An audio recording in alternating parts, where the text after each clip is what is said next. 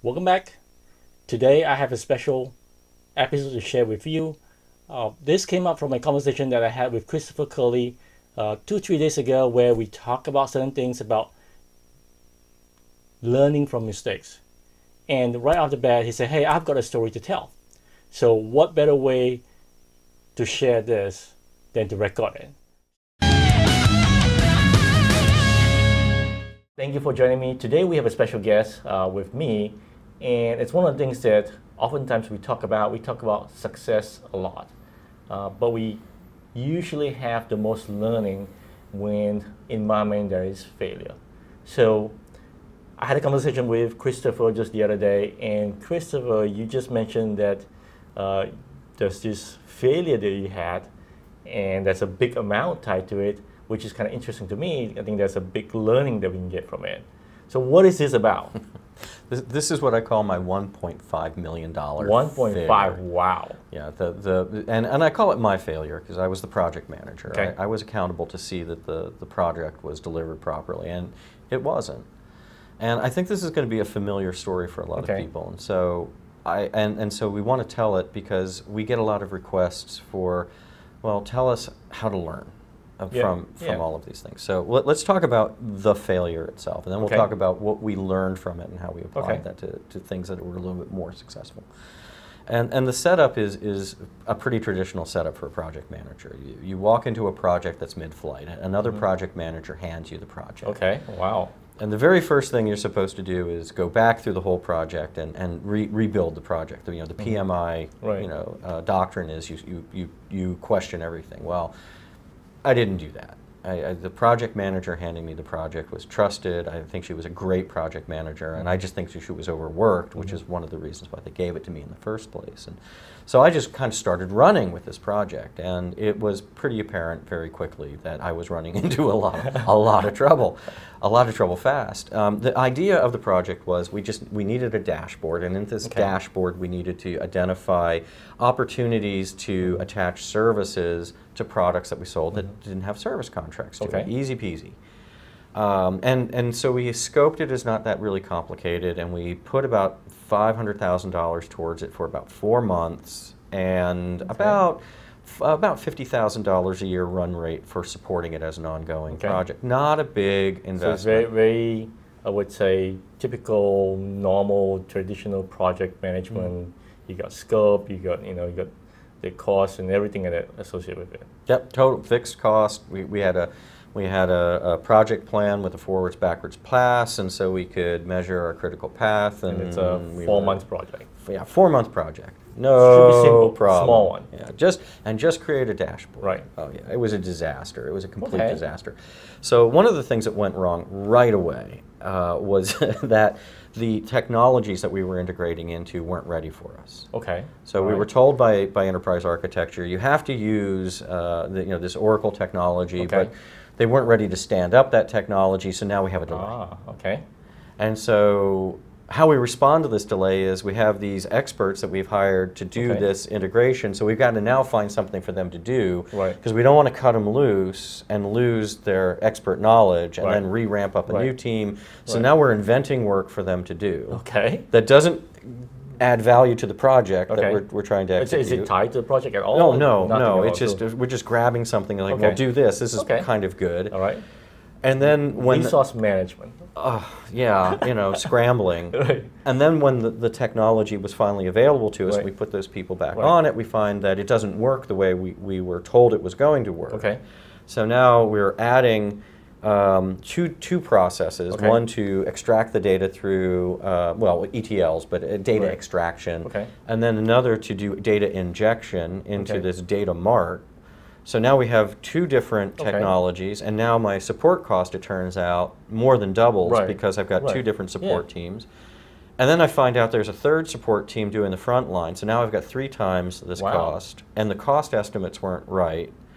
And then the development's not working the way we want it to. And then we find out that this table that we're putting it into, that table is actually used by lots of other people for business intelligence. So now this is a controlled production environment, and it takes me 90 days it takes me a quarterly release to change a query. Wow. Going into the Okay. table. So there's no learning, Right. there's no adaptation. Turns out that with all of these delays in the technology, and the 5 months, well, the 4 months turned into about 13 months. Okay. Okay, so 13 months of keeping all of these people online, no additional scope, Right. no additional value. Right. And the support cost, the way it was tranched, turned out to be $800,000 a year. Wow. So a project that started at $500,000 in pretty much total cost with a fairly absorbable run rate now has an ongoing cost that's almost $1 million. Wow. And there's no payoff from it. You know, the value of finding these opportunities against this constant run rate against the initial investment, there was no way for us to recoup this. So in this, I mean, it sounds really typical, right? It sounds like something that I have encountered where, you know, we went and scope it. It's, hey, it's a 1-year project, and end up 2.5 years later, we're still in the project, right? You know, in this instance, it sounds like everything was overrun. You got budget overrun, you got time overrun. Was scope the same? Did scope change? Scope was dead the same. Right. That was it. For all of this additional cost and time, there was no additional value to the customer. So how could it be better? How could we? What was the learning that, you know, from this that say, okay, in your next project that you're not? Yeah. What is the success criteria next time to ensure that indeed it will be successful? Well, you know, the first thing to do is just shake it off. Shake it off. It's just look at it directly and say that was a failure. Right. So I failed. And so then to go back and then do that inquiry. You know, honestly look at what went wrong. Right. And so about 3-4 months later, they come to us again and they say, we need a dashboard. And the first thing we say is, you don't need a dashboard. Okay. Right. What you need is data to enable a business decision. Right. Let's talk about how to get that data to you. Yeah. And they said, well, we really want a dashboard. Okay. And so we kind of came back and said, what we learned from this other project is that we could have gotten the data to help you, these guys identify their sales opportunities with a simple query, a Perl script, and a library that just dumped it into Excel. So it's the client, in this case, you know, the client assuming that they want a specific solution versus going after, well, what problem are you really trying to solve? And what capability enables it. Right. And they didn't like this, and they shouldn't have liked it because it requires an analyst to spend a lot of time going through this Excel. They wanted this fully featured, fully functional portal. But in 2 weeks' time, we could have gotten the sales team here enabled with the data that they needed, and instead we waited 13 months to give them absolutely nothing at all. And so when the operations team came to us and said, we need a change management portal, and we said, no, you need change management data. And we showed them that in 2 weeks we could give them the data that they needed. And so instead of waiting months to spin up this board, we could give them the board in 2 weeks, but with some overhead. Right. So it's the MVP approach, right? Taking it small, let me address the issue, let me give you update, let me give you value first. Value as fast as I can get it. And then only iterate on getting it to the way that they want it to be. Did that work?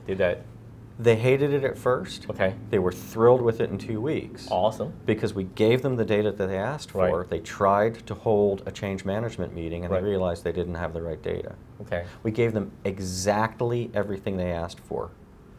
And it turned out what they were asking for was the wrong thing. And they couldn't have known it. Right. So in this instance, you actually save.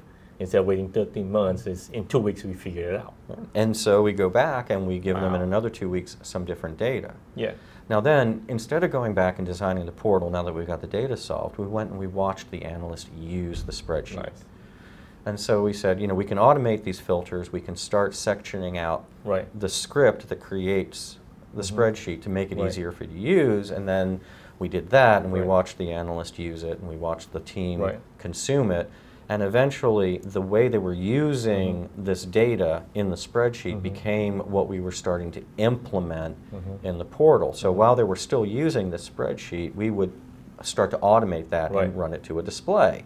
And then we could say, is this what you expect? You know, hold the two things up against each other. So now we have this iterative development model. So nice. I like that because it kind of talks towards Alistair Coburn's disciplined learning. where you had this curve going up front. You got this pay to learn. So it sounds like in the first 2 weeks you're paying to learn and you're learning along the way, and eventually you're getting value instead of waiting this long curve, waiting till the end to find out we were wrong. To find out we were wrong, right? So that is an amazing example. That I love that example. That's really awesome.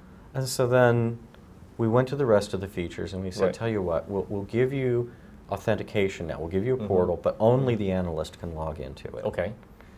And so we proved that we had authentication and a user and identity, and then we added another role, and then another role, and then another role. We rolled it out incrementally, allowing her now to run the meeting from the portal, but not everybody could preview it, to opening up the previews, to opening up the reports, and it started rolling it out in capabilities. And we got to the last piece, which was, I thought, the real success story, which was coming back to all of the things they were asking for in the portal in the first place.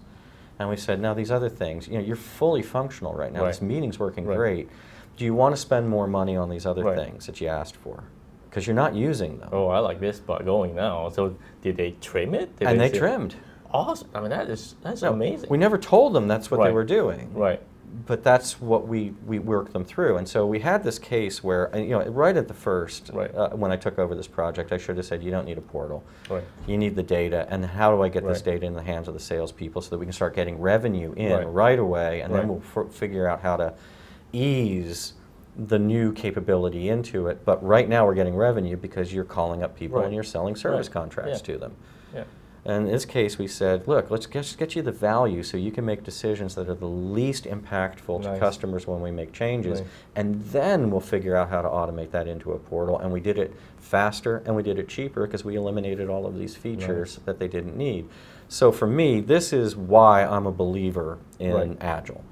It's because I've seen it work and I've seen it alleviate the pain, and I did not like being in charge of a $1.5 million failure, but I loved driving that success for the change management team. I love your story because you had the failure up front, and then the second time around you changed the way you were doing things, and that gave you the success you needed. You came, it was under scope, under budget, under time, compared to where it was. So you had a comparison going. I do love that. And value right away. Off the bat. That's awesome. So folks, that is a real example of how it could work and how it does work. For me, I have similar experiences, but not as nicely done as Christopher had. I hope that helps you guys out. It does happen. It can work. You just have to have some faith in it sometimes. But here's an example. So I hope that helps you guys. Thank you. Thank you, Christopher. Thank you, Richard.